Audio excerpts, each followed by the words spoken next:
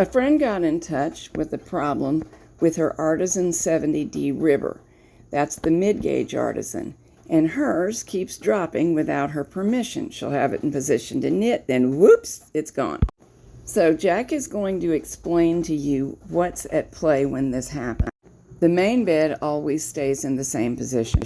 The ribber may be lowered to get it out of the way for stockinette knitting. The mechanism that allows us to do that is here.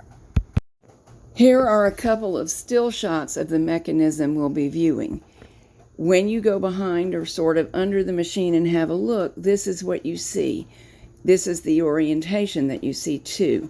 But sometimes I'm going to turn the picture on its side so that we can make it bigger for you.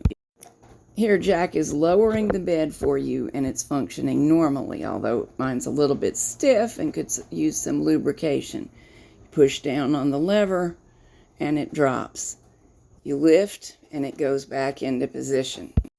Here's what's supposed to be going on in the back when you lower that lever. The I-cord you see is functioning as a sponge bar substitute.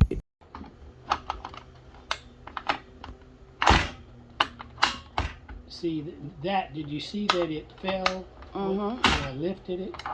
The stiffness is in the movement of that plate right there. And see, I'm assisting the movement by lifting the bed. When I let go, if it's not locked, and you heard it lock into one of those notches, that's exactly what it'll do, is let itself down. What about the wing nut? The wing nut that you're talking about right underneath there is to loosen and adjust this lever. Here at the top, you have a certain distance that these must be apart, and you have a device called a go no go that if it goes in and stops at this prescribed distance, then it's even.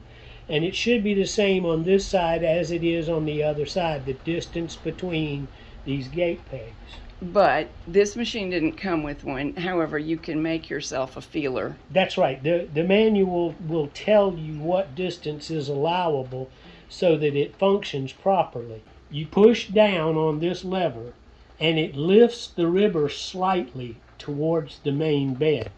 If you lifted on it, it would fall down a little bit. So that's a very finite adjustment. And it's not what is causing a bed to accidentally drop. No, no. Look for the spring. Make sure the spring is not broken. That is a lot of times, you notice this is just a retracting spring, and I'll flex it for you. It could also be detached. It could be detached. The end could be broken and you wouldn't know. But for it to drop, it has to have that lever out of the way. And these lock sections, now I guess if one of these was broken or bent, it might not catch the It's post. true, but that's not as likely as a spring, right? Right. See, without the spring to pull this in tight, there's nothing to hold the weight of the bed. You heard it lock in because the spring brought it back over. But you see, if I hold that open, it's never going to come up. And my experience has been that lubrication can be the whole problem. Maybe the spring is intact and the mechanism is right, but it's just so stiff that you're not getting the response that you expect. That lock arm, you can see it moving now. Okay, yeah. The distance between this steel bracket where my finger is going and that lock arm is important.